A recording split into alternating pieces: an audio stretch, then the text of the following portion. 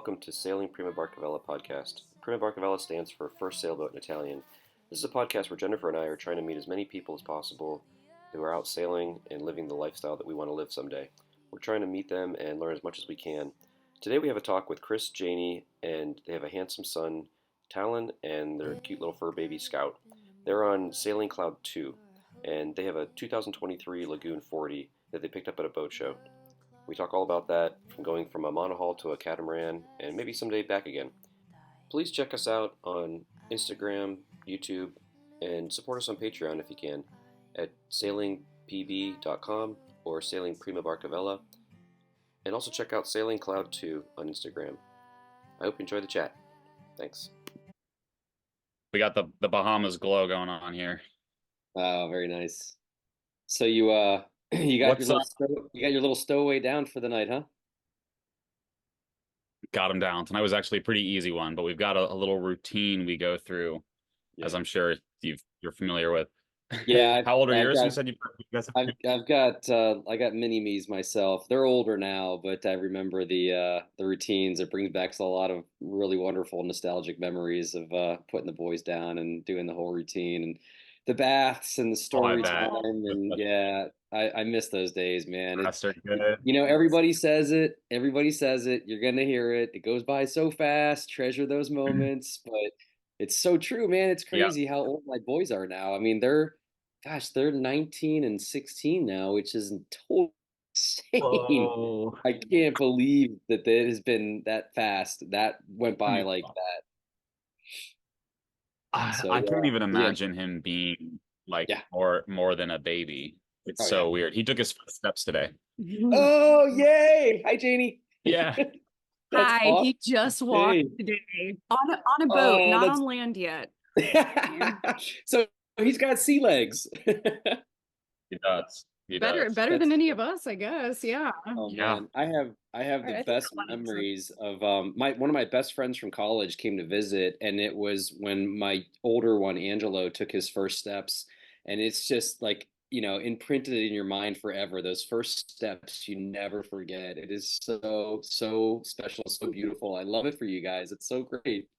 Yeah, and he was so stoked. Like, he knew he did something important. He was just like laughing and giggling, like so proud of himself. It was cool. It was very cool. That is so great. So great. You know, hey, when we had ours, I have two, and the younger one, when he was 7 weeks old, we stuck him on an airplane and we went to Germany on an international assignment. And I want to say to you what people said to us. We were an inspiration to people to be able to travel with a young one. And I want to say to you, you're such an inspiration to travel and beyond. I think so many people are so afraid of taking that leap with having a little one and doing something like you're doing. So kudos to you guys. I mean, awesome that you guys are doing what you're doing. Thank you. Yeah, Thanks, yeah. Man. How's it been? I mean, to Janie. Yeah, awesome. I mean, sorry, our connection's a little bit weak. We're getting some. Okay. No worries. Here. I say to Janie, like, I'm less nervous on a passage on this boat with him than I am driving down the highway in the car. Yeah. I'm so much more terrified on the road. I think, I guess, you know, he's our first, so we don't have a ton of frame of reference with the previous child. But the thing is, like, it would be difficult in a house, and so it's just difficult on a boat. I don't know that it's too different. Like, I mean, raising a baby it's hard. But it's like hard no matter what. At least it's hard in the Bahamas. Yeah. Like, but he's been amazing. I mean, he does better than us in a lot of ways, because he doesn't know. Like, when the boat gets a little bit rocky, he's just like, woo, and we're like, oh, this is kind of nerve-wracking right now. But our gnarliest passages, he's slept through the worst of it.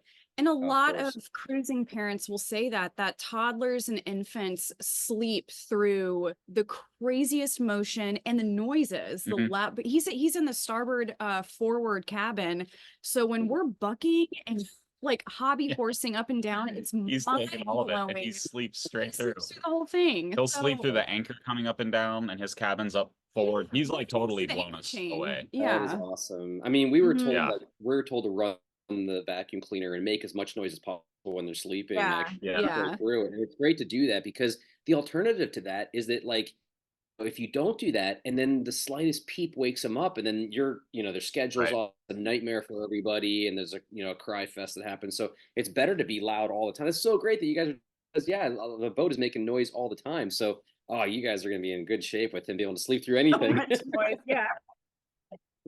Yeah. Cool. So. Yeah.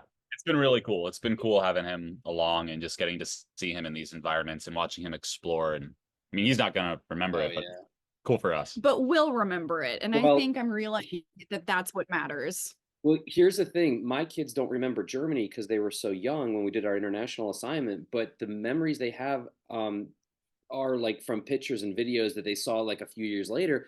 But that stuff stuck with them. Like, they both want to go back to Germany really badly. They want to experience Europe. So the stuff that you're doing, even though they might might not remember it, he's going to see it later through all these videos and pictures that you guys have been posting, and he'll be so excited about that lifestyle and what he did, and it's going to be great memory. I mean, great in a way, not memories, but great like experience that he can look back on. Oh yeah, he's gonna treasure that as much as you treasure it. I know it. Yeah. I like that a lot. Yeah.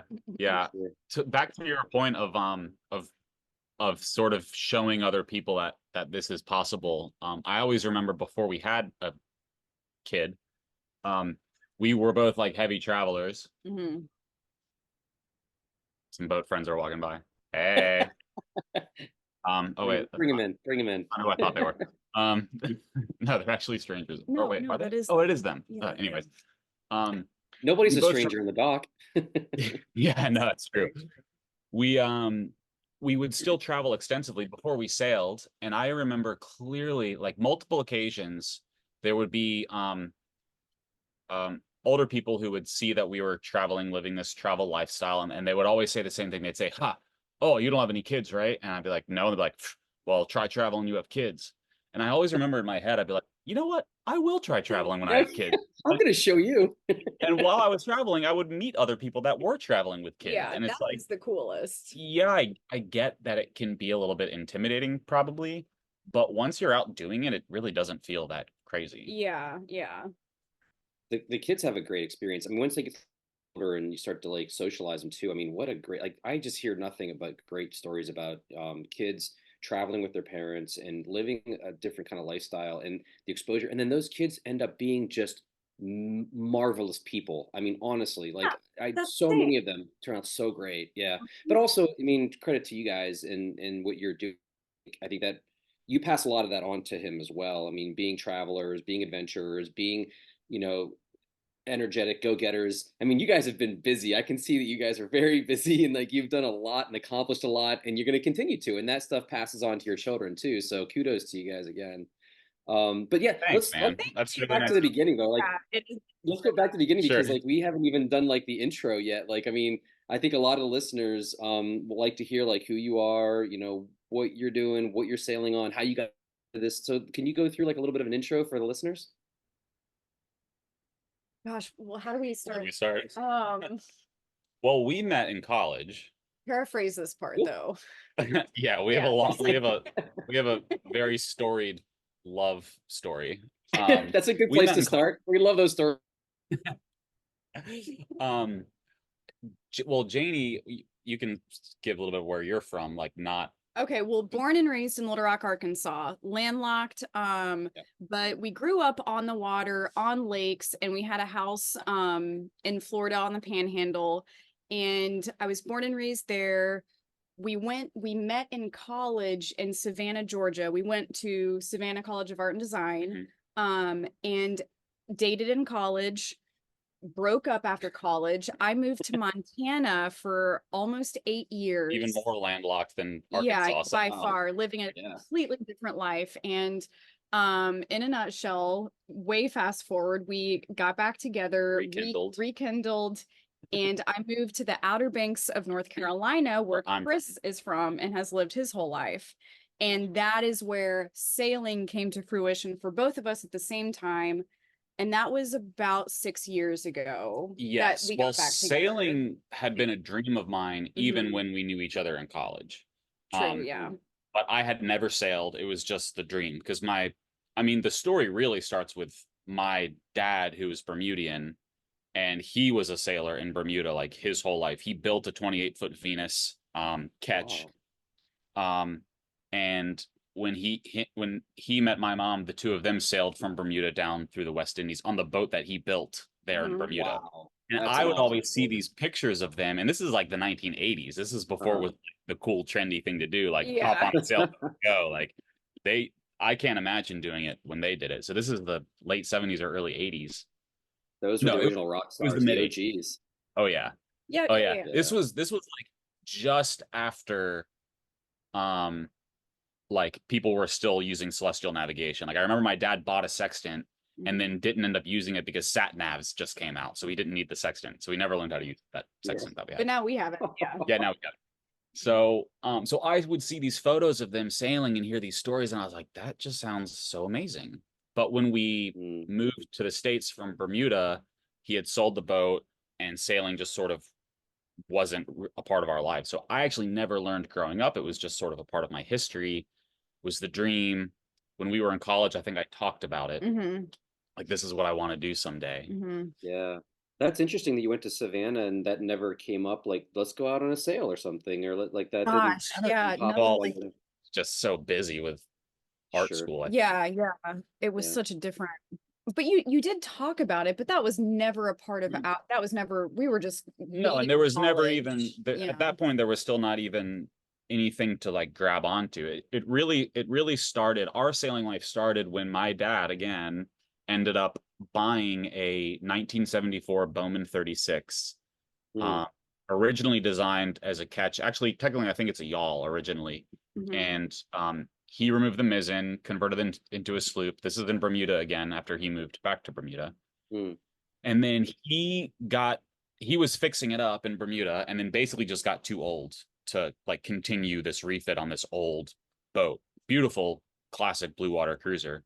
And I kind of came to Janie one day and I was like, what do you think about like me trying to get this boat from my dad and us maybe like living on it and learning to sail? And I was surprised at how keen you were. Well, yeah. So full credit to Chris. This was not at all my dream. This was never a part of my plan. But again, neither was moving to the Outer Banks and being with Chris. But what worked really well and why this is such a mutually beneficial partnership, I think, is that we were also building an Airbnb business. And we had decided that we wanted to try renting our house out in the summer, and we needed a place to live in the summer. And so that's when that is what happened. Yeah, that's when Cloud One kind of really the idea fit more into our life. So I'm originally from the Outer Banks, where short-term rentals, vacation rentals is just a huge thing. And I saw how well other people would do with it. And so when I bought my first house in 2016, it was in the back of my mind, like maybe one day I could turn this into a vacation rental. But that's the whole paradox is like, well, if I'm going to rent out my house, like where do I live? Yeah. And so that is where the boat came in. You're right. It was. And the mutual benefit is that I manage Airbnbs for a living. I'm a property manager. I majored in interior design. We knew that Cloud One was going to need a massive refit. And so we sort of just pooled all of our skills together. And that's how that happened. Perfect. So I love this idea. Like a lot of the reason I do this podcast is that I'm trying to learn tips and tricks and share it with everybody. And this is how do we all get out there? You're living the lifestyle that we all want to live. And so this is a great tip because we're trying to do something similar. We had rented our place through Airbnb in the past, and the thought had crossed my mind, what if we could rent our place full time and we move on to a sailboat? And like this ideal situation to get us into that transition period. So the question is like, how did that transition period go for you guys? To like, how do other people kind of follow in those footsteps? Is this something that other people could do, basically? The transition came pretty easily I'll just talk about myself for a second. Easily for me because I had already picked up one life and moved it to the Outer Banks. So I was good at just that shuffle and I didn't own a lot. But I'd also worked in the Forest Service in Montana and I was used to a rustic, very outdoorsy environment. Super minimalist. So I was pretty stoked on the idea, actually. I was like ready. It's definitely not for everyone. No. Like you need to be cool, like living with less, living in a small space. You need a pretty strong relationship. You need to like be able to test. It was definitely a test of our relationship. I mean, you're moving into a very small space, and sometimes it moves. Like it's sometimes it's like stressful. Like even if you're in a marina, unless it's full 360-degree protection, which a lot aren't, including ours. You know, the wind blows hard, your house starts rocking. It can be stressful, and there's a huge learning curve as well. But it really felt like I love two of your posts that you have. One of your posts talks about you mentioned it often, like moving onto a tiny house that floats on the water, and the other one is like you say, like having to be comfortable with small spaces. And I love one of your questions. My favorite post that you guys ever did was the question and answer posts, and one of them was from somebody that said, "Do you shit and shower space?" And like your response was, "Yeah, don't you? Like your bathroom like is the same, but ours is just a lot tighter." Right. And I was like, I love that response. Great. Yeah. It's I mean, it's just it's a variation of exactly what we do on land. I feel like most people could do it. I mean, anyone who would want to do it has to sort of have that dream. And if you have the dream, I think you're already most of the way there to like, if you're fantasizing about that kind of lifestyle, then you can probably do it. Definitely not for everyone, but we took to it really well.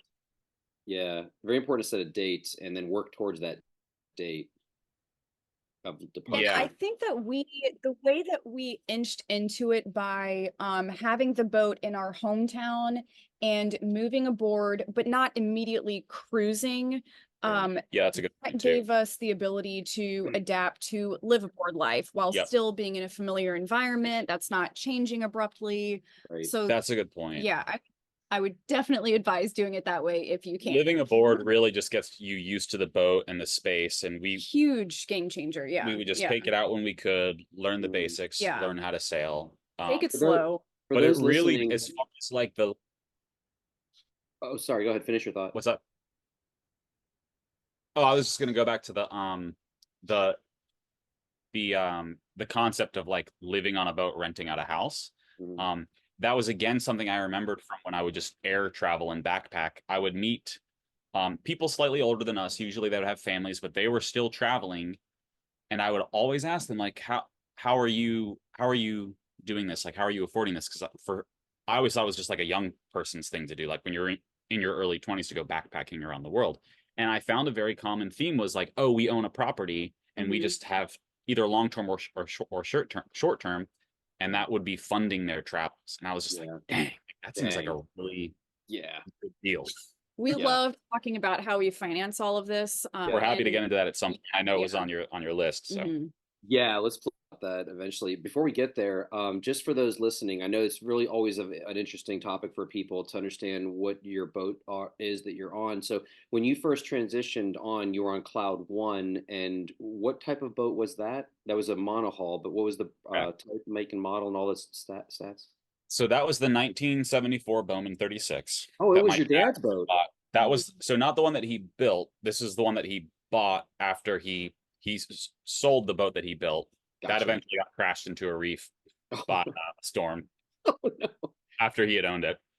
There's some like really sad photos of it, like half sunk in Bermuda on this reef. But so he then bought the Bowman, which had also been run onto a reef in Bermuda, and the keel was really badly damaged.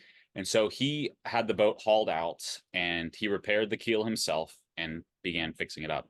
So she was a 1974 Bowman 36, classic blue water. That term gets thrown around a lot now. I feel like blue water, it's a blue water vessel. It's like, no, not really, actually. This is like, the Bowman 36 is one of the few boats approved for the Golden Globe race. So it's true. It's like a true blue water boat. Right. Funny enough, like not really that well designed for live aboard life. No, not at all. More designed. That's not why they've made. Yeah, you usually get one or the other. You usually get a blue water boat, or you get like comfort and space. Yeah, exactly. Right. Which is kind of where our refit came in. We tried to sort of redesign it to be more comfortable. Oh, and we did big. Which time. we did, yeah. Yeah. So I saw photos. It was beautiful what you guys did to it. Thanks. Yeah. A lot of work, but so yeah, 36 feet long. She had an 11.5-foot beam. She had a full keel, so she was almost 20,000 pounds. She was originally a yawl, but the mizzen had been removed, so she had a really short mast as a sloop because she was originally a ketch. So she was not gonna win any races, but she had a very like high comfort ratio and just heavy displacement. Was the mast low enough for ICW travel under the bridges and all that? Yeah, by far. I think she was around like 50 feet or so. Yeah, I think because of that, we've always been, whatever boat we have, we want it compliant with the ICW. Yeah. Very nice. Right. Very cool. That was Cloud 1, and then at some point, you transitioned to Cloud 2, which I know what it is, but let's tell the readers. Cloud 2 is a 2023 Lagoon 40. So we did buy her new. So basically the exact opposite of Cloud 1. Like a brand new catamaran production boat. Really as far from Cloud 1 as you could possibly get. But hashtag hear us out. Oh, here we go. I hear the groans. I can hear the groans in the audience from here. Oh, Lagoon. We are obsessed with this boat. We'll go ahead and get that out of the way. Yeah. But when we found out we were pregnant and we decided that we did want to, after our first season cruising the Bahamas on Cloud 1, which was amazing and perfect at that time, like exactly what we wanted. So good. Yeah. That was the trial run. Like, okay, we for sure want to keep doing this. Right. How do we want to do it if we're now looking ahead to like maybe 5 to 10 years of this with a toddler transitioning to like childhood? And then we came down to the modern production cat. It's also, it's a home for 12 months out of the year now. True, we live aboard year round. So. And we're both self-employed business owners who do a lot of work from the boat. So we wanted to be able to have a vessel that can accommodate a working space, a toddler. We also have a cat. And so comfort and focusing on anchor life was a major part. Was a major part of this decision. You hear the oh sure, like it's comfortable at anchor. It's like that's it's what we love. And for I think we just really want to break the stigma. We've had so many conversations about this now, is that the whole either or debate. You can only either be for monohulls or catamarans. We love both of them. We may go back to a snazzy monohull at some point when Talon's older. I don't know yet, maybe another catamaran, but we've done both and we love both. Both of them are annoying, both of them are romantic and magical. It is what it is. Whatever chapter you're in, that's what you need. That's exactly right. I think that is something that people really need to take into consideration is where is your lifestyle at that point? Where's your life at that point? Right now, you're with a small child. You want to be on something that's more comfortable. We as well. Like I did all my training on a Lagoon 38, and then I chartered. Oh, nice. Yeah. So I mean, I was a huge fan of Lagoon from the very beginning, and then when I went to bareboat charter, we couldn't afford a catamaran when we went to charter in the Caribbean. So then the only thing we could afford were the monohulls. So we started bareboat chartering monohulls, and it was one monohull after another. And then we would circle back around and we did some catamaran chartering again. So we've gone back and forth. And like you say, we love them both. We love them both for different reasons. We hate them both for different reasons. But it's like, it really is going to depend on where you're at, what you can afford, where you're at in your lifestyle. Yeah, I totally agree. I don't fault you at all for going catamaran, monohull. I know a lot of people are rolling their eyes and they're huffing and puffing about, oh, you sold out to the catamaran crew. But really, I mean, it's what the time and it's what you can be into, what you have to have for your lifestyle at that time. So I totally understand. But there's that age-old debate of like, what's better, what sails better. And there's all these different criteria people try to figure out, right? Also, like, who cares? Like, why do you care what we sail? Like sail the boat you want to sail, and we're going to sail the boat we want to sail. One thing we've observed is that most supportive, stoked people. Here, you say this better. You say it. The people that the people that are like pumped for us just to see us on a boat that we're happy on sailing are the people that are like also actively sailing and cruising and living this lifestyle. They get it. And the most judgy people are the ones that are doing the least amount of sailing or not sailing at all. The armchair sailers. And it's like, I do get it. When we had a classic blue water boat, like the quintessential sailboat, I got it. I'd look at at the production cats or even the production monos and just be like, Yeah. you don't know what a real sailboat is. But it's like, what does that even mean? Like, we sail so much more on this boat. We feel so safe. We feel so comfortable. Yeah. That's great. And it's been killer. But gosh, not to knock monohulls, there's still just an element of sexy sailing that we have lost currently. I do miss that for sure. Yeah. Give and take. Yeah. I mean, you have a great statement in one of your posts that says, look, we've gone over the catamarans, but we're not crossing oceans. We're not planning on crossing the Pacific anytime soon. We're just going to coastal cruise. We're going to go to the Bahamas and back and this, that, and the other. And that's the perfect kind of boat for that. A production catamaran, you get all the living space you need, all the comfort you need, and you can still sail it, which is fantastic. So yeah, I totally get it.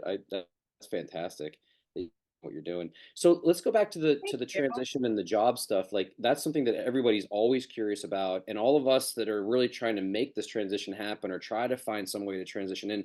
How are you guys doing it? Do you mind talking about that and giving us some details and some tips and tricks and insight into how we can do it too? Yeah. Gladly. Maybe one thing we'll start maybe with there seem to be like maybe two ways people tend to like fund this lifestyle. There's the camp of like, let's just sell everything and buy a boat and just like cruise off and we don't care. We're just leaving everything behind. We find that is probably true with like more of the younger population doing this. And it's sort of like the maybe more, sexy way of doing it. It's very romanticized. We looked at that and we were like, that is terrifying. That wasn't for us. Like we owned a home, and the thought of just like selling the base that was actually and the something that is turning a profit to then what was it to get rid of an appreciating asset that turns a profit to then buy a depreciating asset that doesn't make you any money just seemed like a poor choice for us. Right. Yeah. So we both still work 6 months out of the year. So the Outer Banks is very seasonal. So we grind in the summer to afford this lifestyle. We said we bought a new boat. We didn't pay cash. We have a loan. So it's basically, we look at it as a house. Like it's our home. It's a mortgage. Yeah. Many people have a mortgage. And actually when we bought it, interest rates were still quite a bit lower than they are now. So it's actually less than what most mortgages would even be right now. And it allowed us to then keep a house. We took out equity in our first house to buy a second house. So we have two properties that then generate rental income. Right now, during the winter, we have long-term 6-month tenants in the homes. And in the summer, we have short-term Airbnb tenants, and we rough it on the boat. Rough it on. That's brilliant though. Are you guys going back and forth? Like I think I didn't understand I wouldn't follow it exactly, but it sounded like the first season or two, like you had cruised down the coast to the Bahamas and then you came back to the Outer Banks. Are you still planning on doing that, or are you just gonna keep on going in the direction you're going? Yeah, we still work. So we both have our own businesses outside of the rental business. So I run a production company. I do photography and video production, mostly video production. Shout out. What's the name of it? Oh, Swell Productions. The best. And then Janie. You said weddings and I do weddings. A lot of the bread and butter is the wedding industry on the Outer Banks is huge, and I've been shooting weddings for like 10 years now. So yeah, I'm sure. Again, very seasonal. I can grind really hard in the summer for us is seasonal. for 6 months, and then take off for 6 months when there's not a lot. But I also do some commercial work, which if I need to, we've had the discussion, if something comes up, book Janie and Talon in the slip, I can fly back to the States and shoot a gig and then fly back, and I can edit from anywhere. Yeah, perfect. I just need to be present on the ground when I'm shooting, and then you've got your business. On top of our 2 houses that we Airbnb, I manage a handful of other properties that are owned by different people on the Outer Banks. And all of that is part of the summer grind. Pretty much all of them come to a halt in the winter, but throughout winter, I'm able to work remote on the rental platform to take bookings for the next season. So right now I'm managing communications with different reservations that are booking for summer 2024. Chris is taking deposits for 2024 weddings. Right. So we still got a little bit of income in the winter. But yeah, back to the point of like sell everything and just go. So a lot of the cruisers that you see like year-round cruising have probably done that. Like they've got a healthy savings because they just sold everything. But that is probably going to have to end at some point, and they're going to have to go back to work. So we've met a lot of those cruisers, and that's fine. Like, if that's what they want to do. A lot of them are younger. We never were really super attracted to that idea, like having a ticking clock, like a bank account that we just see getting lower and lower every day. We wanted to do more of a 6 on, 6 off cruising lifestyle where we still work. And it works well for us now, and we look toward the future at maybe eventually taking off more and more time if we can find more remote work setups. Which so the Airbnb management, is this something that you were able to find through just like pursuing it online, or did you know people and you made connections and friends with people who had owned properties and you said, hey, let me manage it for you? Or is this something that, because like that's something that would be ideal for us. Like Jennifer and I would be great at like, we can manage that. We've managed our own home on Airbnb, and we actually had it on VRBO as well. And, you know, I think that's something that, you know, we could easily do, but I don't know how to make those connections. Like, how is that happening? Well, I had a little bit when I was living in Montana. I was not doing Airbnb. I was working guest relations at a ski resort. So in a way, it was kind of similar. And when I came to the Outer Banks, it was a lot of small town conversations, word of mouth. It's a lot of word of mouth. We started with one Airbnb, and this was all before pandemic. I mean, gosh, COVID kind of plays a big part in this at some point. But yeah, this was pre-pandemic, word of mouth, and it was a lot. I mean, it was a lot of hustling. When I moved there, I was still paying off my student loans, never missed a payment. I was very, very driven to get this private school massive loan done. So I was trying to work right off the bat. I wanted to be my own boss, and so I started by cleaning houses for huge cleaning lot rental company, like the 20-bedroom beach house, those companies. I was cleaning houses. I was deep cleaning in the winter, and eventually I was just trying to make a name for myself, and it worked out. It took a couple years, I think. It depends where you are, but it's we live in a good place for it. I will say that word of mouth is everything. And I had lived there long enough that I had sort of the local card, like people knew who I was. Right. Street they knew that, like, Chris Hannon's wife manages Airbnbs. People are looking for someone to manage their property. People will try to manage on their own, and they don't want to do that anymore, so try and find someone else to do it for them. I love the hustle. You guys are hustling, and I love it. You guys are doing such great stuff. It went from the massive company cleaning to cleaning for Airbnbs, and so I kind of had my foot in the door by then, and then I just kind of backed off of cleaning and started managing the properties. Gotcha. Very cool. Yeah. You guys are doing such great stuff. I love it so much. Thanks, man. I want to mention something else just on a side note. I was thinking about your cat Scout. What a cool cat, by the way. But like, you know, one of the videos that I love was I was just cruising through your videos, and there was this one video where he's sitting. She's sitting on a platform that's kind of back and forth as the boat's rocking, and I was like, you got a cat hammock. I love it. I love that so much. Oh my gosh, that was one of the best parts of having a monohull. We had a gimbaled cat perch. Which you like created. She it hung on one of the grab rails. I don't know grab rail, and that's so good. And that thing's been so handy on rough passages, because that was her point of balance. That was. But it was on it was along the side of the boat, so when we would heel to one side, she'd swing out into the open, but when we'd swing back the other way, she would just like smack into the wind.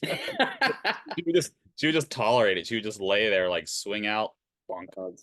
There's so many cruising cats and dogs. I don't think they love passages very much. How did Scout and Talon get along? Are they doing all right together? Did I say Talon? Yeah. That's right. Scout definitely tolerates. She's warming up to him. It's taken some time. You know, she's she's a cat. She doesn't, you have to earn her affection. She'll be like laying down so peacefully, and Talon will be so giddy, like, oh, just wants to go say hi, and like reaches out to Scout, and Scout just like gets up, like, yeah, just luckily, scowls at him and just walks away. She has a lot of good spots on the boat where she's, you know, inaccessible to him. So that's good. Very cool. Is there any trouble with the cat going back and forth to Bahamas or anything like that? Is that any kind of a difficulty? Do you have to do any sort of like quarantine or extra quarantine? No, there's it's actually a pretty simple process. Can't say the same for other places in the Caribbean, but Bahamas has it pretty locked in. You do have to obtain a permit and a vet visit and certification. But it's not that expensive, and we don't let her off the boat. So I can't speak for people who have dogs. Right. But yeah, she's a boat cat, and so, you know, nobody even really know. I mean, we still go through all the legal process, but she never leaves. They would never know. Yeah, they would never know. Unless they boarded. I love Mhm. I love so much that people put dogs and cats with them cruising, and I have so much respect for that, and it's just a beautiful thing. But the idea of having a dog though, like, and having to bring them to shore or like having to walk them, like the extra, you know, effort. Like I feel like a cat is a great thing to have on a boat because it's kind of low effort, you know, but it's still great to have. It's great to have a little fur baby with you, you know. You know, if you think about gosh, when we were going down the East Coast a month ago, a couple months, and it was like 40, 35 degrees at night, having a cat in the bed with you overnight because we didn't have heat. Oh my gosh, yeah. That's great. And then on the flip side, 30, 40 degrees, to imagine having to go to shore to walk the dogs. Yeah. Some people have those little pet mats, and they can train the dogs to pee on the mat. That's so impressive. But some dogs like won't take to it. Yeah. And you have to get them ashore. Right. Yeah. That's gotta be tough. And like especially some of the dogs I've seen, like big dogs, you got to get them in the dinghy, you got to get them to shore. I don't know how to do it. That sounds like a nightmare to me. I think cats do really surprisingly well on boats. I mean, they were considered good luck on boats. That's right. Back in the back in the day. Oh, I don't think I knew that. Okay. Yeah, it was. I think it's because they would kill the mice. Yeah, that would. Of course. People like on ships always wanted. They're the best for keeping ship. bugs down too, right? They kill all the bugs, the spiders, the roaches, everything. Yeah, that's a great thing to have. You got your flies for us. Yeah. So it looks like you're drinking downer, or it's a baby downer. I'm not sure which. You put the baby down, so you got a drink in your hand. What's the drink you're drinking? Oh, I like baby downer. Baby downer. Yeah, I like that. Good. Yeah. Hey, cheers. Cheers, man. Yeah. Cheers. Oh, you've been to Thailand? Yeah. Got the Chang koozie? Yeah, so we did a sabbatical, I guess a sabbatical, more like an unpaid leave sabbatical. Last year we did 4 weeks around Guadeloupe. We sailed a Beneteau 38, and that was our test. You know, you're talking about like test out the lifestyle we want to live. And I mean, we have already chartered, but it was only like we'd only do like a weekend or a week charter. But last December, we were like, let's go big. Let's try to take off the end of December, which I get vacation that, but then let's do like a 2-month unpaid leave.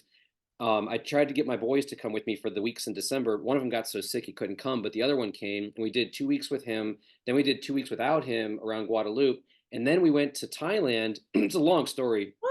Went to visit one of my best friends who lives there, and he's been trying to get us there for 8 years. And we finally were like, look, we're going to take time off. We're coming. And so we went to Thailand for 10 weeks, and we sailed there for 10 days through the Andaman Sea. Oh, it was epic, man. I'm telling you. It was, we're going to have to ask you about that. Yeah. Epic. Yeah. So we sailed out of Phuket. Oh, man, that's a whole podcast. We're going to do a podcast. Just Jennifer and I are going to do one next after this one. And we're going to talk all about Guadeloupe first, because there's a lot to talk about there. And then we're going to Thailand and the whole adventure that we had there. I mean, we have to listen to that. We would love to tell you about it, because it'll take up a whole another 2 hours. But oh my God, just epic beyond epic. So much fun. We hear so little about sailing that area. Oh, I know. And it must just be incredible. The sailing was, I can't describe it. I don't have the words right now to describe it, but we came out of Phuket and went down through the Andaman Sea, and we stopped at all these little islands. And the islands are like, I mean, they're magical. Like, you can't even imagine. It's something out of another world. And just the blueness of the water, the clarity. We found Nemo. I mean, it was crazy. What? You found Nemo? We found Nemo. We found Nemo many times. Easy sailings, pretty straightforward, good anchorage options. The sailing was pretty straightforward. We sailed one time 9 hours straight, and by in the blink of an eye. We thought like, oh, this is gonna be like, we're gonna have to grind this out. But after 9 hours of sailing, we were both like taking turns at the wheel, and it was over in like no time. And we're like, this was great. It was beautiful conditions. Now there's different times to go. There's a good time to go and a bad time to go. We went. That would have been like January-ish when we were sailing south, and the only thing to be concerned about was really like it's strange. Like there's so much fishing happening there, and there's so many these whimsical fishing boats. Like I've got to send you guys some photos or look through some of my stuff from then that we posted. But these boats are everywhere, and then they have these like refrigerator-sized styrofoam blocks that have like lines attached to them. So we had to be careful of those. Where everybody was always spotting them and scouting them and telling whoever's at the helm, "Hey, look out! There's one coming." So we had to kind of dodge those at times. But the sailing was great at the time of year that we were there. I guess there is bad times to be there where it's just a monsoon type times. But here's the thing: you sail around. Okay, so there's like how do I describe this? You have to go down and around Singapore and back up to get to like the other side of Thailand. And it's like the other side of, you go around Malaysia and back up again. Yeah. And so like there's different seasons, but you can sail like year round, but you don't want to be in one side of Thailand on one season. You want to be on the other. It's kind of, I'll have to show you a map or we'll have to look it up later, but there's definitely like, we learned that there's different seasons, but you can sail the whole time, and both sides are amazing at different times of the year, so you can basically do it year round and still have a great sailing cruising. Yeah. That's interesting that it's like that, running west to east. Yeah, as opposed to like further in south. Yeah, right. Different season. Yeah, it was very strange. Yeah, to learn that. Is there a big sailing scene there? Like, were there a lot of other sailboats around? So when we were there in January, there were times that we were the only boat on a mooring ball and the only boat in an anchorage, but we kind of wanted to hit like the really remote islands too. So we were like, let's go to places that like are path, like Koh Phi Phi or Koh Phi Phi. If you, they actually say Koh Phi Phi, it's like Koh Phi Phi, but if you ever watched the movie, The Beach, that's the island that's in the movie The Beach with Leonardo DiCaprio, and it's spelled PHI dash but it's pronounced Koh Phi Phi. That was very popular. A lot of boats, like long tail boats, a lot of sailboats. And then Koh Lipe, which was the furthest island south we went to, very much tons of boats. But the islands in between, there was nobody there. I mean, yeah, there's the tour groups that come in with like the speedboats, but they come in for a few hours and then they leave, and it's just you. And it's like, right, there's always a time. Yeah. So it was amazing. When we were sailing south from we went from Koh to Koh Rock, and there was times that we did not see any sailboats at all. Maybe one in like 8 hours we saw heading south with us. So yeah, I mean, unbelievable. Yeah, it was amazing. How did you know Koh Chang? Not like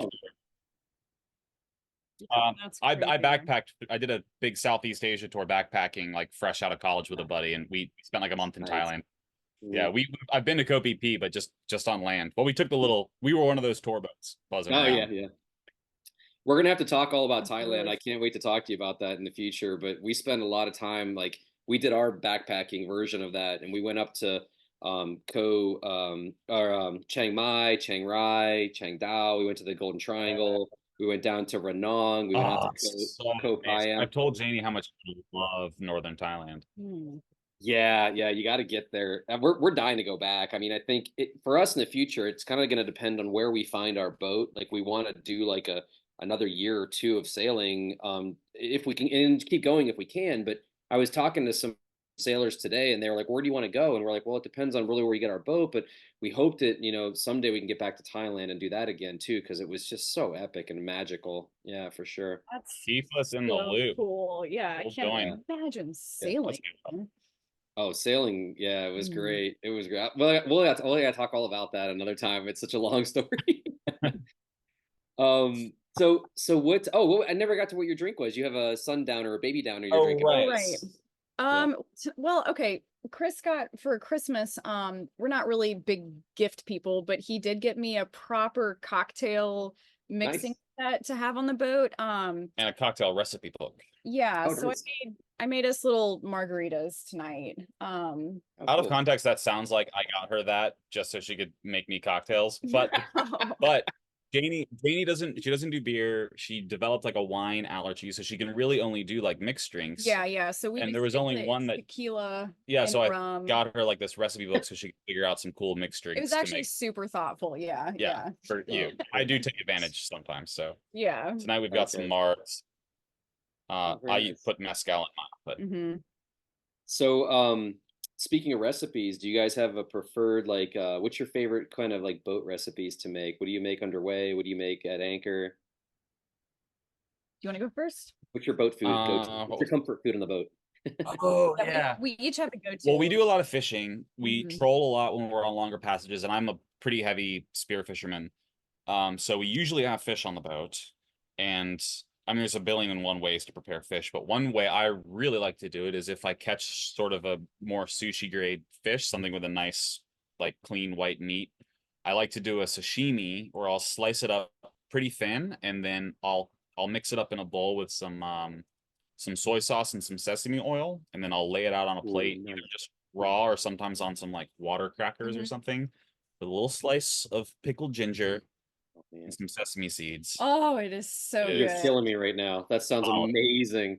Solid. Last night we had, what grouper was it? It was a yellowtail grouper or a yellow fin grouper that I shot, which are allegedly like higher risk for ciguatera. So I took one for the team and took a few bites of it like 2 days ago, and we waited 24 hours and I didn't get sick. So then we fed it to everybody. But there's lots of fish to do that with.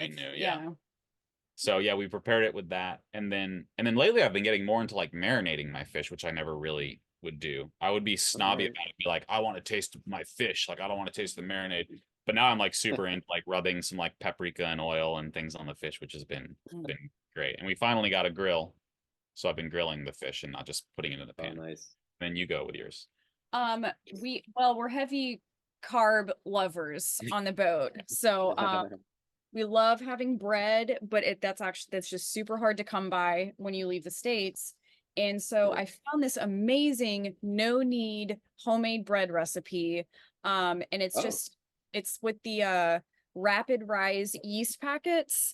And I can't remember, it's rapid rise yeast with salt, water, flour. I think that's it. And you actually can just set it out on deck in the sun for a few hours. I guess that's the proving process. And it rises really fast, and then you throw it in the oven. I mean, it's a little bit more labor intensive than that, of course, but super easy ingredients, and it is the most delicious bread I think we've ever had. It's really good. Having fresh bread on a boat is such a luxury. A lot of people do bread when they're cruising, and it is the way to go. I mean, I get it now. It's been awesome. Yeah. Nice. Very nice.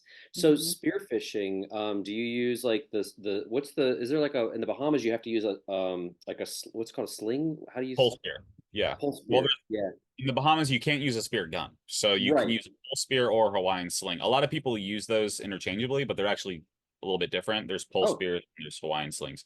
But you can use both here. You just can't use a gun, which is what I use. I started spearfishing back home. Can you describe the difference between a pole spear and a Hawaiian sling? A pole spear is what a lot of people will call a Hawaiian sling, where it's just a straight shaft with a spear tip on the end and a band on one end, and you loop the band through your thumb and forefinger and then choke up on the shaft, and then when you let go, the tension band will fire it, and you kind of have to catch the band. A Hawaiian sling is it's usually a hollowed out like cylindrical piece of wood, and there'll be like a spear gun shaft in the middle. It's more like a slingshot. Oh.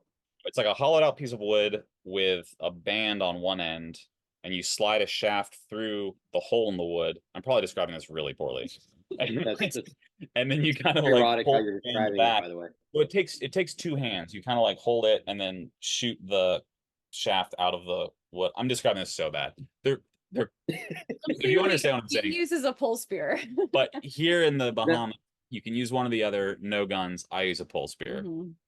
Okay, so I have a pole spear. I've never actually shot anything with it. I take that back. When we were in Guadalupe, we were doing target practice, and we were picking up like sea urchins that had died, just like the white shell that's left behind. And Jennifer was dropping it, and I was trying to shoot it as it dropped. It's sea skeet. Sea skeet, right? Yeah. But so the Hawaiian sling, when it shoots out, do you have to retrieve the projectile later, or does it like stay with the shaft or I've the? never used one. I I don't think they have a line on them, but you could have a line on them. Yeah, I I'm actually guess. not sure. I've never used one, I'm really but curious about that. Yeah. it's never going to go that far. So I think probably you wouldn't have a line. It was just introduce more drag. Okay. Yeah, that Um, makes sense. and then yeah, but I don't. You could never shoot it like so far you wouldn't find it again. Right. Although I Right. guess in that case a fish could swim off with the Yeah, shaft in that's it. what I'm So thinking. maybe there is a line on them. Yeah. Yeah, Hmm. I'd be really curious. I'm gonna look Let's that look up that later. up. I'm really curious about the Hawaiian sling because Yeah. that'd be kind of nice to play around with that. Just I think when we finally go cruising, it's gonna be fun to have like these different kind of toys and gadgets to play around with. So, and I like the pole spear. Oh, I haven't actually shot a fish with it yet. But I saw that you guys get a lot of lobster. Like, can you describe how you actually capture the lobster? Like, that's something that I've never done either. But I see there's different devices for it. yeah. How do you do that? I spear them. So Oh, I think in Florida it's actually illegal to spear them, but you can spear them here. oh, There's usually one of two ways. People will also use it's like I think they call it a noose or something, which is like a rod. Here I go really bad at describing things, but there's like a rod with a slip line and like a noose, and you can slip the noose over the lobster's tail and then tighten up on the line. You can mm, catch them that way, which is probably sorry, I'm talking loudly again. Probably better because if you happen to catch one that's pregnant, you can release it. You're not like hurting the lobster. mm, Um, but a lot of people just spear them. Um, it's a lot easier to just spear them. So Mhm. I just use a pole spear, and then you gotcha. try and get them in the body so you're not damaging the tail meat. But the thing Yeah. with lobster is you really have to look like deep in the cracks and crevices of the reef. If you're just swimming That's along what the you said. surface, like looking down for lobster, or like looking for their little antenna, you're Mhm. never gonna find them. Like you got to be diving down. I heard one person describe it as he only ever finds them inverted. In other words, like he's upside down, like Uh, looking under yeah. places. And once you start like really peeking in holes, having a dive light is really helpful. That's when you start finding the lobster, and then you Yeah. just shoot them. So I've seen some people use what they call a tickler. Do you know how to use that? I don't understand how you use that. That's what they call them, a tickler. That Is that the lasso I method? think that's the lasso method, but you can like tickle them to make them back up into the lasso somehow. Oh, oh, okay. Yeah. Yeah, I'm not the authority on this, but What's the gig that I would use that we flounder that gig was a pole with? spear. Oh. That's just a three-pronged pole spear. Oh, okay. Yeah, So different than yours, but yeah. three prong. Okay. So you were frog Yeah. gigging a lobster is basically what I'm hearing. We flounder gig back home. Yeah, we flounder gig. Some of my real down south friends do frog gig. Oh gosh. I'm in South Carolina. I've heard Oh, about you frog gigging. frog gigging. Well, There it's we not go. as crazy. Oh, you're South Carolina. Cool. In Where? Arkansas, the noodling for Yeah. the catfish. Oh gosh, the noodling terrifies. That seems like the Like weirdest, next scary level. thing. Pretty hardcore. That is Yeah. hardcore. Yeah, Yeah. respect to those folks. Yeah, so we're in the upstate. We're if you look, there's a Lake Hartwell. I don't know if you're familiar with Lake Hartwell. It's a huge lake, right on the border of Georgia and South Carolina. It's about 1,000 miles of shoreline. So it's like there's actually some really nice Oh, sailing wow. grounds for a lake. I mean, today I was actually out. It was, oh man, it was brutal. It was 45 degrees, but I had to volunteer for the sail committee once a year. I'm in the sailing club here, and we were out with the sailing committee, the race team committee. I'm sorry, I was in the race team committee, and we had 8 boats sailing and racing, and it was brutally cold. So I was fantasizing about talking to you guys and hearing all about the Bahamas and the warm weather. That's great. You still gotta have a place to sail though. I have a lot of Yeah, respect for for lake now. sailing. Yeah, I mean, we're lake sailing is great because you learn a lot. You're tacking a lot. You're jiving a lot. It's Oh, great to learn yeah. how to sail and to continue to keep your skills up. In the meantime, while we bide our time until we can get out there and live the wonderful lifestyle that we're fantasizing about that you guys are living. So we're trying to keep our skills up, and then we try to do some chartering here and there once in a while Perfect. as well. Yeah, yeah. I mean, So we so were we're sound sailors basically lake sailing before we cruised. We were just sailing on the Sound for years. Gosh, Same deal, long just time. tacking. Can't really go that far. So when you say the Sound, is that And like you've got the Outer Banks, like barrier islands that protect like the inland water, and you sail inside there?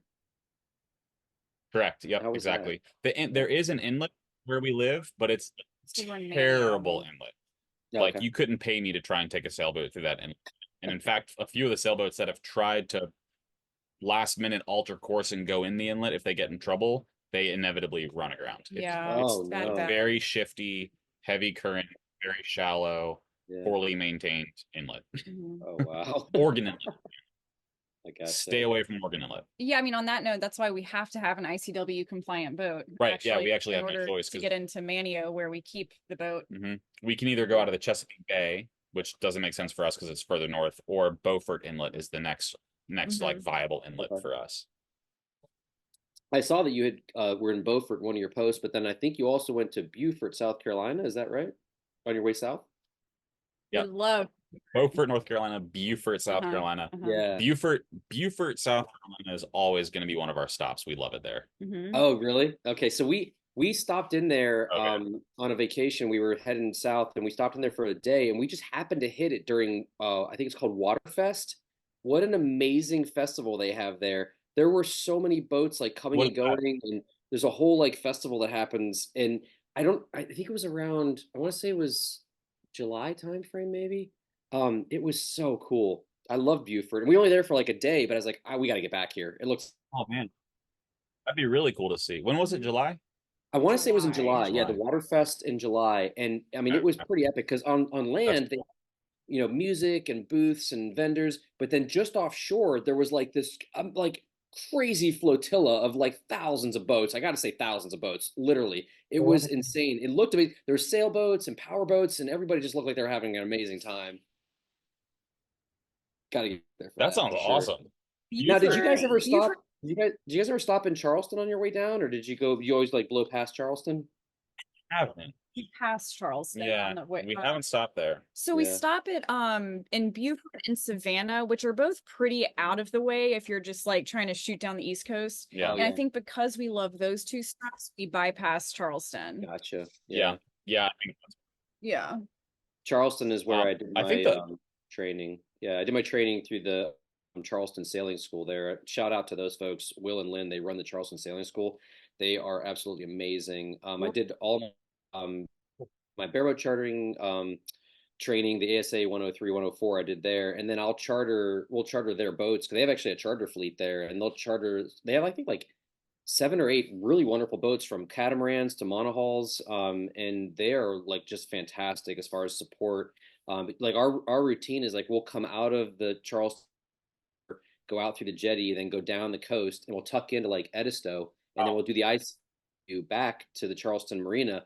And depending which way the weather is going, we'll either go like clockwise or counterclockwise.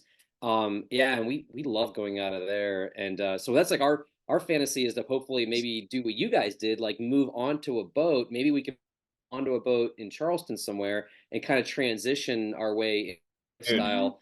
And yes, do it. That's what we're trying to build. That's perfect. I mean, you've got a great inlet right there too. I mean, that is such a blessing to be close to a great inlet, to just pop in and out whenever you want.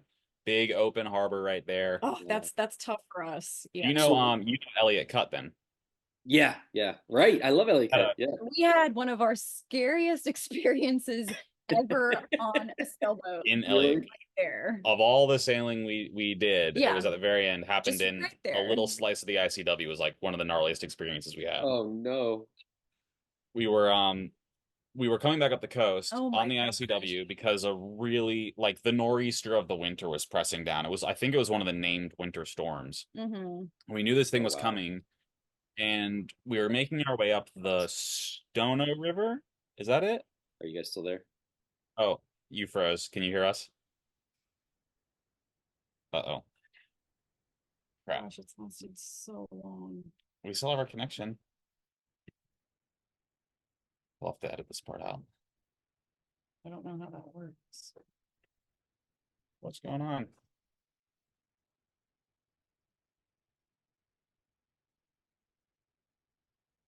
Check 1, 2. Crap.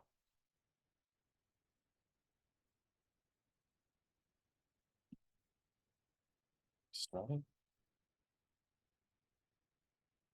So I'll leave and try to get back in.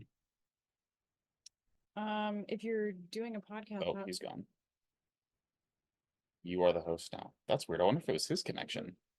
Can you still? Surely you can. Can you still like make a podcast if it's not? Yeah. We'll just have to edit this out. Well, is he on Instagram? How do you get a hold of him? Oh, yeah. Let me check on there. He's typing.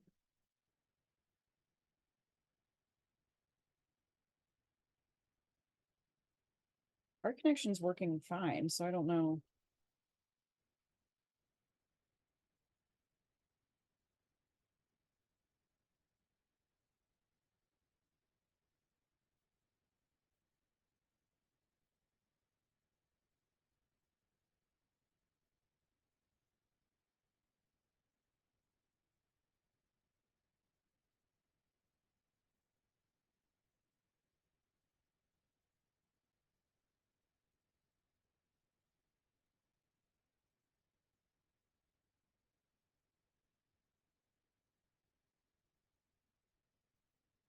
He said it might be on his end.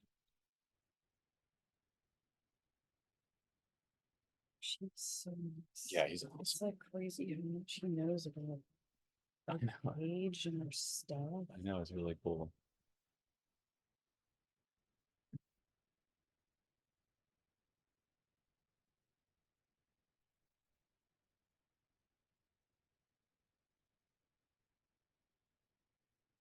We try to. What's not working? What's not good? Yeah, we're actually in a podcast, but we just lost our connection. We're trying to reconnect. Babysitting. They're out for dinner.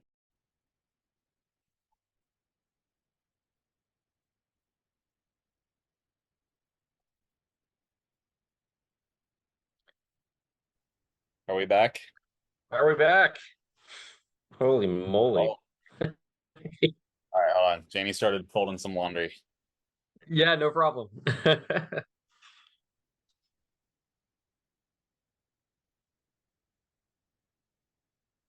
We're back. Got the baby monitor. Nice. God, where were we? Okay, where were we? All right. Thank you guys so much for working through technical difficulties that we're having. I appreciate that. No problem. No worries. All right. Oh, Elliott cut.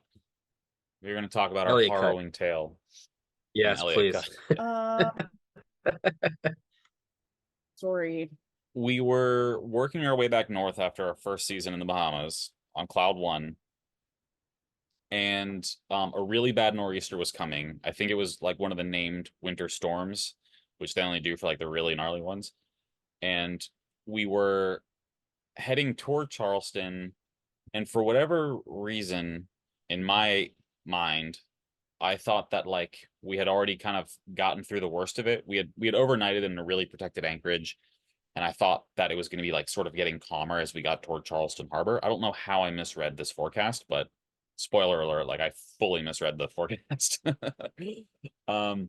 So we were approaching Elliott Cut, which, as I'm sure you know, is notorious for like ripping current, goes in and out through Elliott. It's in all the warnings on Navionics in the comments. Like you really have to try and time with a slack tide, or at least have it going with you through this cut. It's very narrow. It's like flanked by rocky sort of seawalled shorelines. It's like really sketchy looking.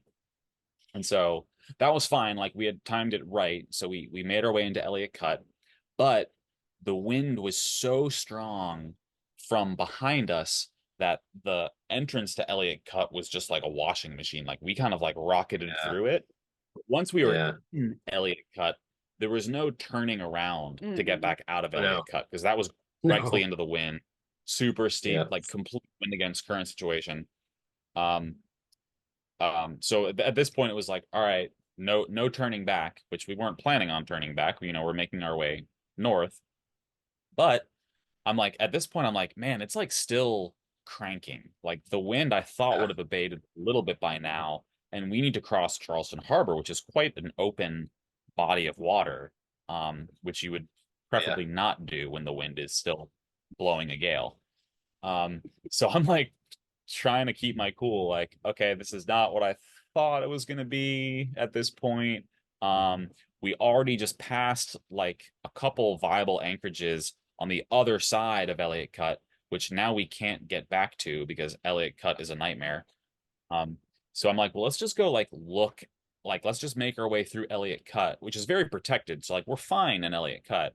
But I'm like, let's just like eke our way out and check the state of the harbor. And we kind of like make our way through. There's one bridge you have to hail, and there's another bridge that we were able to get under with our mast height, and we get in view of Charleston Harbor, and it's like a mess. Like it's an absolute mess, like total washing machine. The wind is just ripping across, and it's also ripping. It's like the perfect direction where it's just shooting down whatever river that is. Ashley River, probably, yeah, whatever Ashley River, that's it. Yeah. Those anchorages were awash. Like the boats are just man, swell, and I'm like, that's we're not crazy. And I'm like, well, we're not going back out of Elliott Cut, so we're literally like trapped in Elliott Cut at this moment. And there's one anchorage in Elliott Cut, but it's in a very skinny, like offshoot of the main canal. Yeah. And the wind was so strong, we couldn't have put out enough scope to anchor there, or else we just would have been blown the shoreline.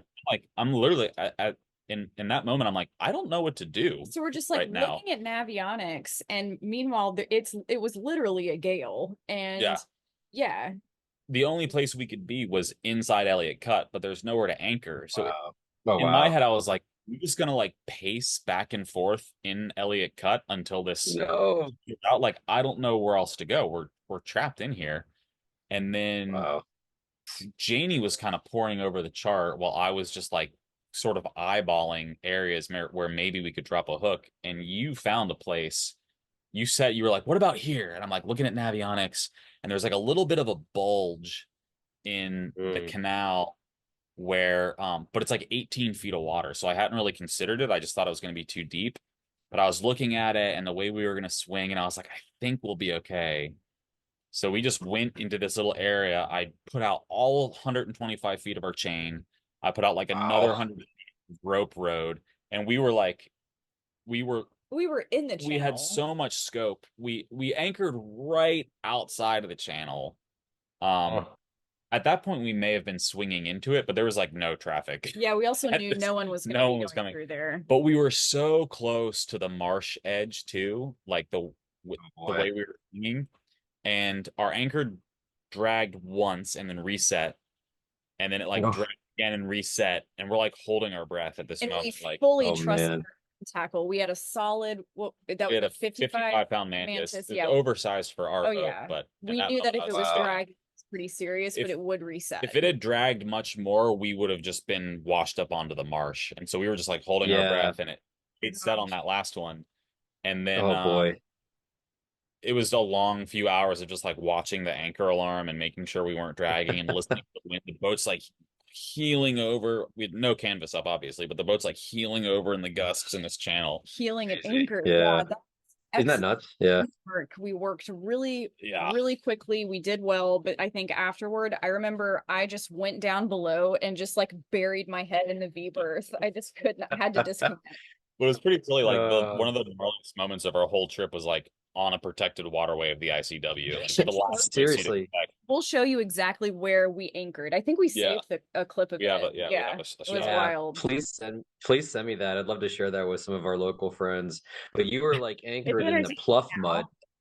That pluff mud, like, I mean, that stuff is just crazy gnarly as well. Like you could have been up into that as well. They actually have a dessert down here. You've heard of the pluff mud? They have like a dessert that people make down here. It's like a chocolatey like cake, and it's called pluff mud cake. So is pluff mud just super mud, just like super soft, and like you if you step into it, you sink down to your knees, and it's all over the marshes down there. And I think when you dug in with your anchor, it probably wasn't holding very well, and it probably slipped through that stuff. It's a crazy situation down there. That's nuts. Solid. That was so Yeah, terrible. it was such an crazy interesting story. place. It's so rare to like enter a little waterway that you like can't go back out of. It's like, oh, we're stuck in here now. Like you're not going back through that. Yeah, that's wild. Yeah. Yeah, there's the storms blow up fast there too. Like we were there in the Charleston Harbor in July 4th weekend, not this past year, but the year before. And the weather conditions were supposed to be great like the whole weekend, and out of nowhere, these giant clouds, dark, like just started to billow out of nowhere. They popped up, and then I've got this really amazing photo of like lightning bolts hitting the Ravenel Bridge, which is like the big, like picturesque bridge that goes across the harbor. And it's just crazy. These lightning bolts are actually hitting the bridge while we're sitting there. And I'm like, well, this is sketchy. Like, this is scary. It's an interesting area to sail for sure. Most of the time it's fine. I mean, we've been out there where like, yeah, I mean, it can get gnarly. The way that the current rips through there, I think, is the most, the most wild thing of how fast it can rip through. And the tides are like, you can have like a king tide. It's like 6.5 feet in that area, which is completely insane to deal with. Yeah, wild. Yeah, tides, Georgia and South Carolina. North Carolina. Yeah, we don't have them what are some of your favorite? Oh, sorry. I was going to jump into like, what are some of your favorite like anchorages and stuff that you hit when you're on your way down and back up again? Not Elliott Cut. Well, sure. on the East Coast, I mean, surprisingly, we've only anchored there once, but Cape Lookout is an awesome spot. The Cape Lookout Bight is a sick anchorage. Where's that? So just outside of Beaufort, if you go out of Beaufort Inlet and go north, or maybe the way that coast faces, you might be going east actually. But the Cape Lookout Bight, so there's the Cape Lookout Lighthouse with the diamond markations on it.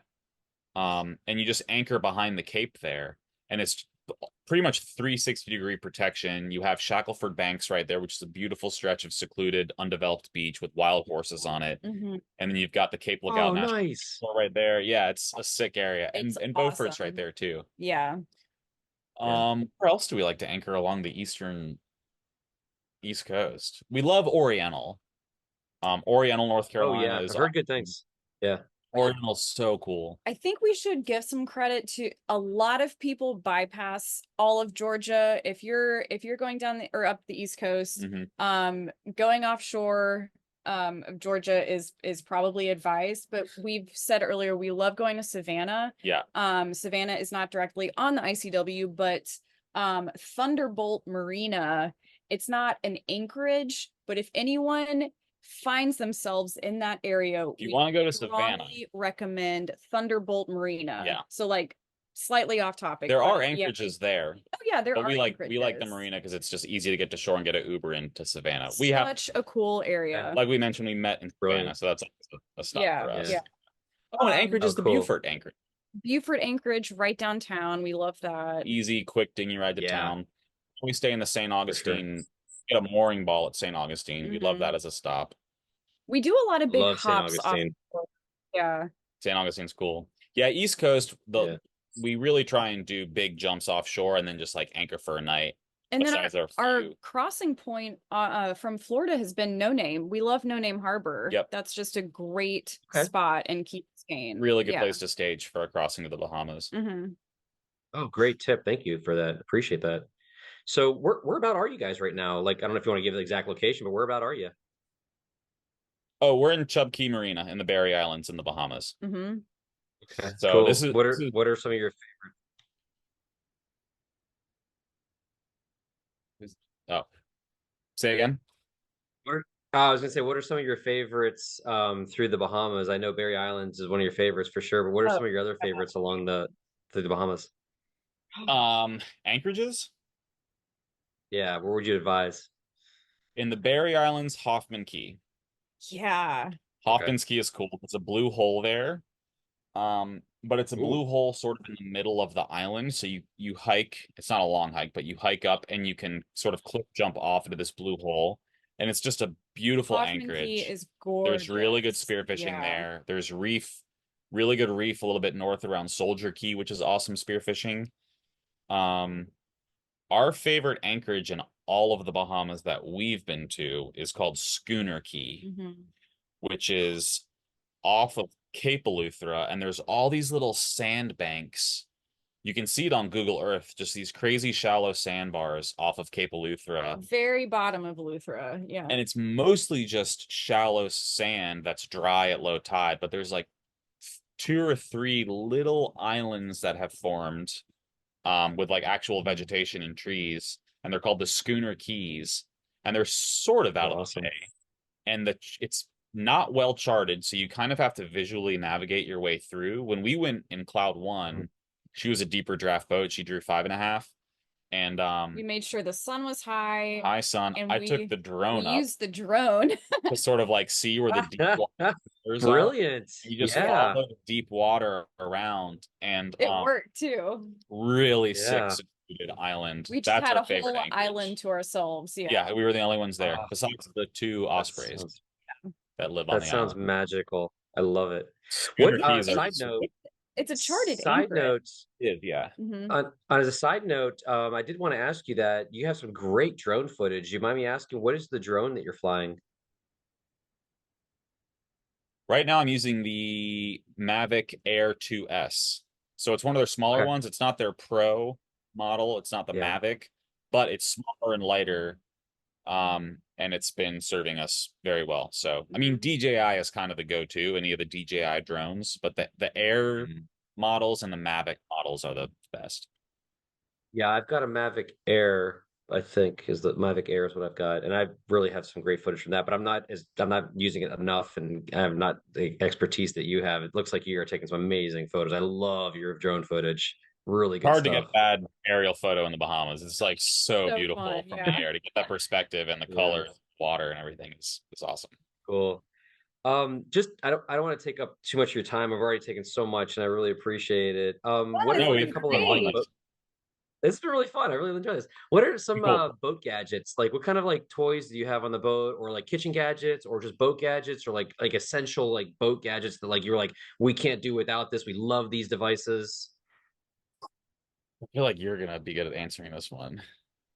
Well, you talk about like toys. I'm trying to think of stuff in the galley. Bread maker, ice maker. No, you know what? Your little ice things. My ice things? The pop.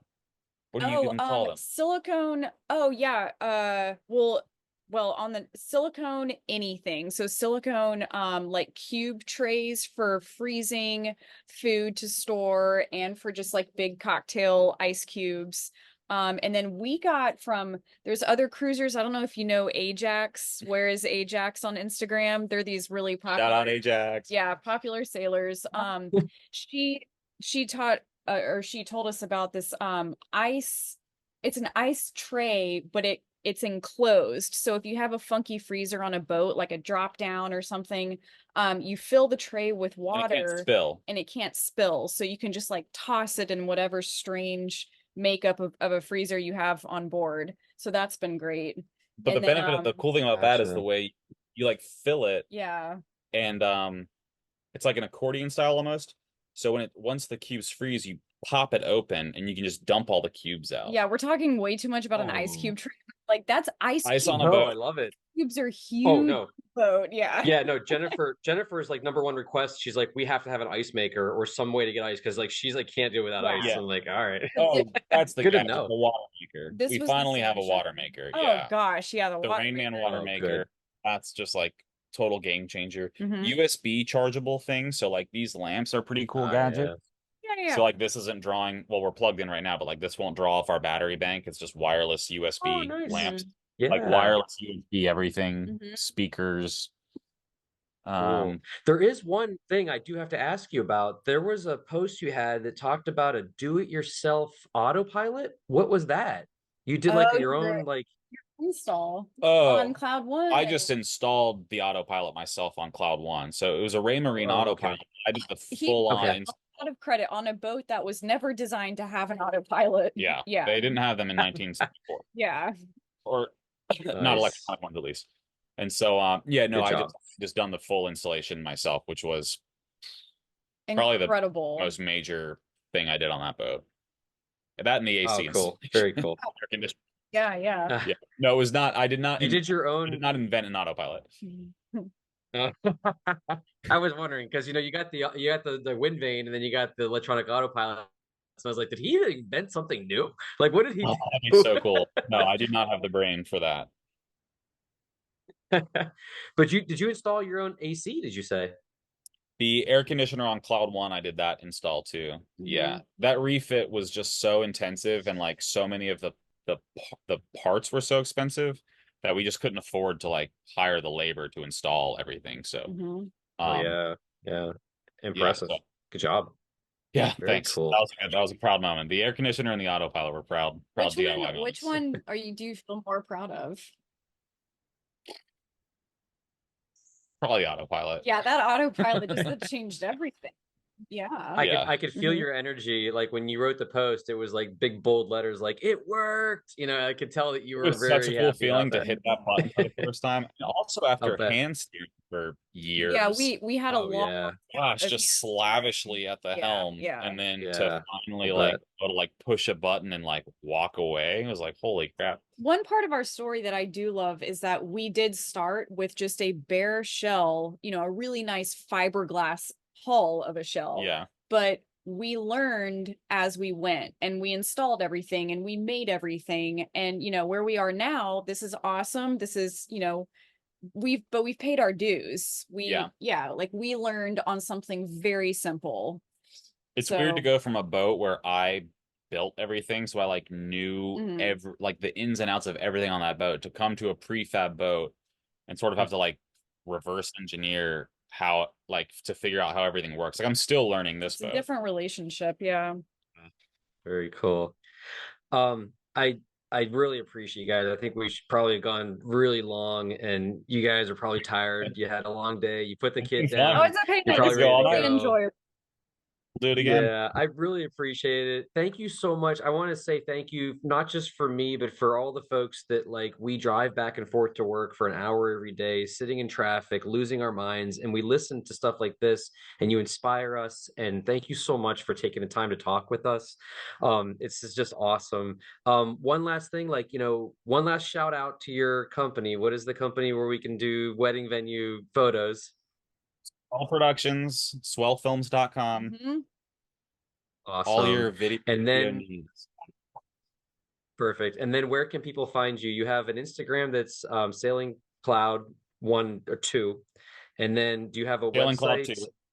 Yeah. Do you have a website or Facebook? We never finished it. We have YouTube, but we haven't done anything since we became Cloud 2, although we are planning on it. We have been filming a little bit. So which is all linked on our Instagram. The Instagram is kind of the main. Instagram is the best place to find it. It's at perfect SailingCloud 2.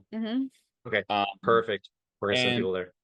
And we are so happy and proud to inspire, if you will, other people. And we're very invested in this lifestyle, and we have a lot. We're very happy to share things that we've learned along the way. So I would encourage people, if you have questions or if you want to do this, reach out to us. We're happy to answer questions, DM us, whatever. Like, we geek out on this stuff. We're happy to talk more about finances. And I know it's taboo, don't talk about money in this country, but we're very happy to talk about money and how to plan and financially plan, and we're open books. Thank you so much. You guys have been fantastic. I really, really appreciate this. Love this. I can't wait to meet up with you guys someday out there. Let's do it. We'll be in touch. We're one state away. Let's do it. Yeah. All right. Let's do it. Yay. All right, buddy. I'm so happy. All right. Thank you so much. Hey, safe travels and sweet dreams, and hug that little one as much as you can, because they grow up so fast. Oh my gosh. There's going to be a day. There's going to be a day when you put him down and you never pick him up again. And that blows my mind. Don't say that. Don't say that. Oh, right. No. So pick them up as much as you can. I know. It's all right, y'all. You're right. Thank you. Take care, you guys. Take care. Can't wait to hear from you guys again. I'm going to follow you a lot. We're going to send everybody your way. Take care. Bye-bye. Thanks, babe. Bye. Well, that's a wrap. We absolutely love Chris and Janie, and we hope you check them out on SailingCloud2 on Instagram. And please support us by liking, sharing, subscribing on YouTube, Instagram, and everywhere else on the socials. And if you can, support us on Patreon if you want to see more content like this. Thanks again. Loved having this chat. and hope we see you out there on the water someday. Sky, they're my paradise.